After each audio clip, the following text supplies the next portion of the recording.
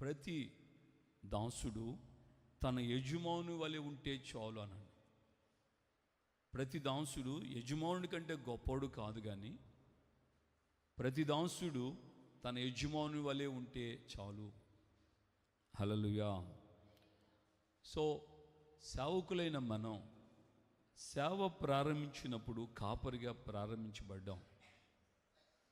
కాపరులుగానే ఉంటున్నామా, లేక మంచి కాపరిగా ఎదగగలుగుతున్నామా? మంచి కాపరిగా మనము ఇంప్రూవ్ చేసుకోగలుగుతున్నామా? మంచి కాపరిగా ఉన్నటువంటి సేవకుడు గొప్ప కాపరి అయ్యేటువంటి పరిస్థితి రాగలుగుతుందా? గొప్ప కాపరి కావాలి. గొప్ప కాపరిగా ఉన్నటువంటి సేవకుడు కూడా ప్రధాన కాపరి కావాలి. నాకు తెలిసినటువంటి